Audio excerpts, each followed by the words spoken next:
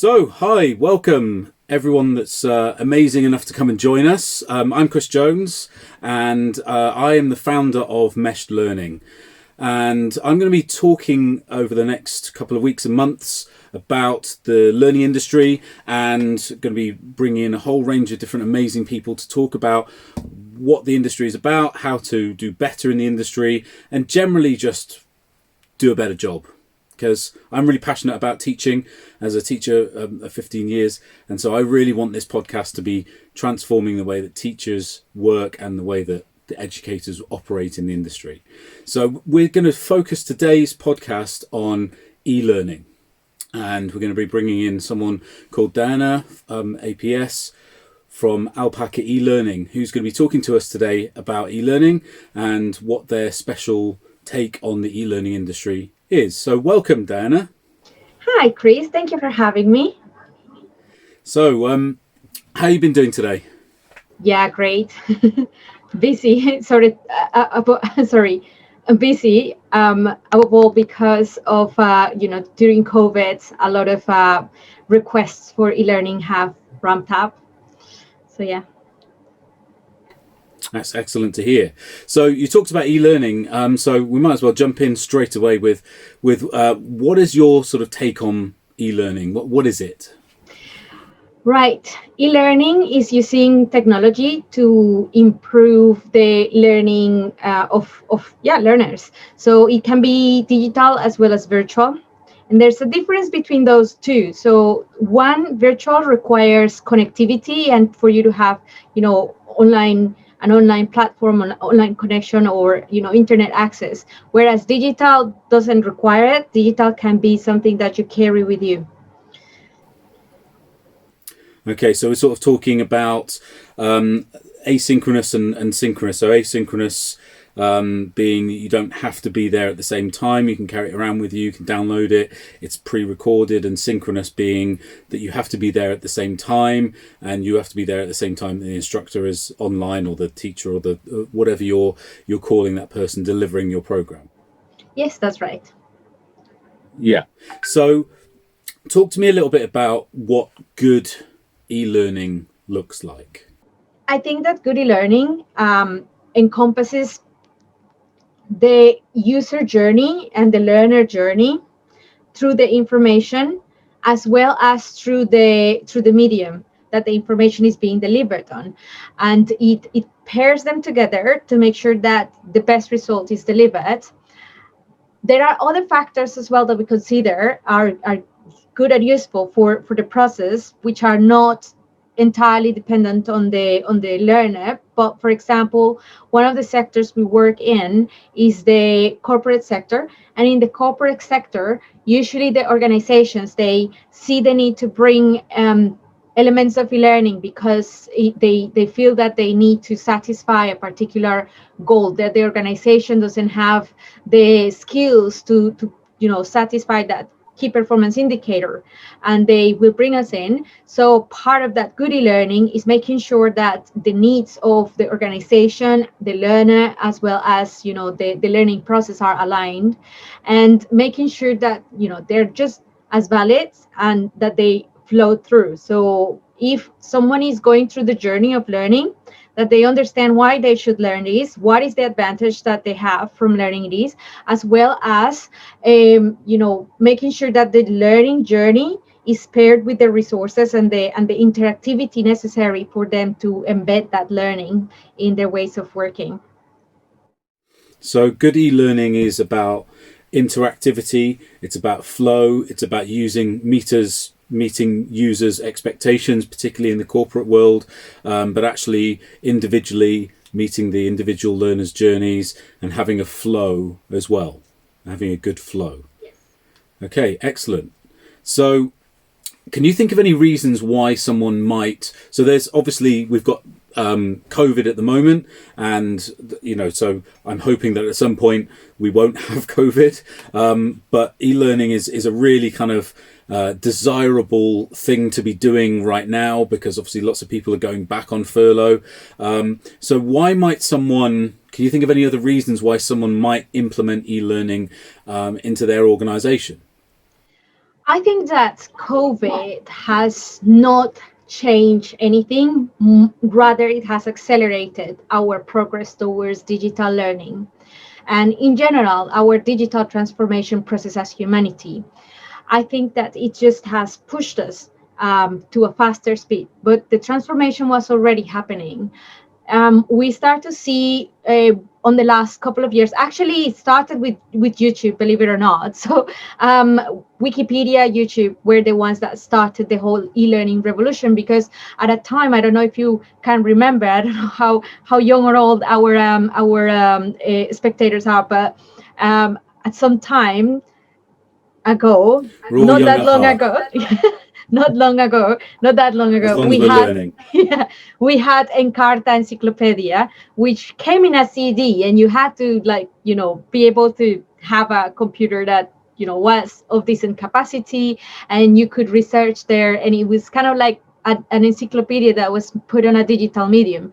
And it wasn't until later, when people started to see the use of forums, and then the use of shared websites and shared knowledge through Wikipedia, and then moving onwards to YouTube, and people that started to use YouTube as a teaching tool, that we realized there is something here.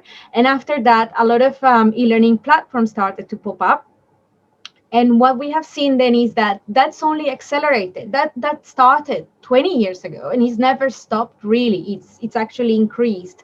And now more than ever, we feel the need, because we are in an ever evolving digital world that will actually require this. And it's as well, I think part of that is accessibility. I think that the fact that users are having greater accessibility to these sort of resources is transformational for the learning industry, as well as for the training industry. So nowadays, for example, you wouldn't even need to go to university to learn what you have to learn. And I think there is someone out there that has done that. They said, I've attended all the MIT courses that were available online, and I basically graduated from 3 different degrees, if you consider that what I study is what they require for someone to graduate. And he's done it all for under 200 pounds. So it's about, well, then why do we go to universities, and why do we do this? Well, why do people not do it?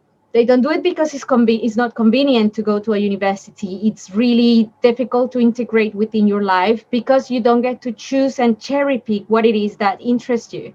So I think that people are actually driving this revolution by convenience and by interest.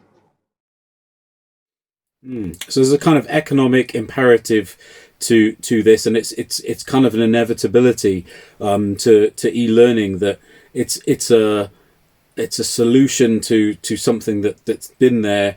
Financial costs. So, people all around the world not being able to learn. Places like Africa or South America, where you're particularly interested in, and it's like, that experience and the cost is obviously, it can disempower people. And if you take that cost away, and you add that level of convenience, then you allow people that were disempowered, maybe single mothers, single fathers, things like that, are actually able to learn. Oh, well, I've got an hour now, I'll go and do some learning.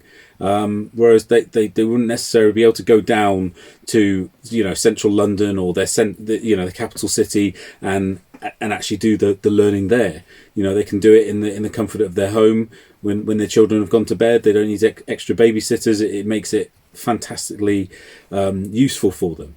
I mean, when you think about it, making an investment on learning is already a costly investment, because you have to invest the hours that you will be learning. If you add to that the disruption that brings into your own life, to pause your life for 4 years in order to get a degree, it's just a huge cost. And then add to that, a lot of that, being there cost money. Sitting there cost money, not only to you as a student, but also to the university.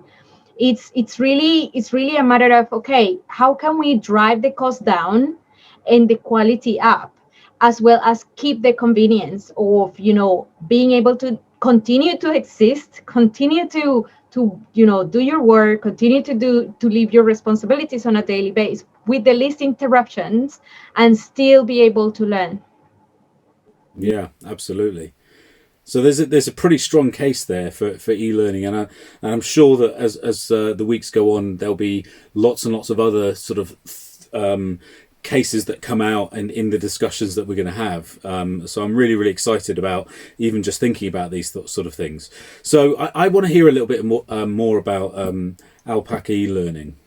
So just describe to me in a nutshell, what does your business do? So our business creates e-learning solutions, and as well as provides e-learning services. What that means is we could provide, for example, consultancy. If you believe that your organization could benefit from some extra support on the learning and development area, we could come in and evaluate for you, what it is that you need, and make sure that you have a solid plan to implement. In the case that you already have that plan, we can actually help you implement it. So we have a team of 5 people that will help us, create your solution, make sure that it's not only aligned to your business needs, but also that it's delivered. So creating videos, creating animations, but then as well creating modules. So the whole layout and the whole, what we were talking about, the creating that journey, and making sure that it's all encompassed. So where can people hear more about you? We have a website, Alpaca E-learning, so www.alpacaelearning.co.uk. We are also to be found on LinkedIn.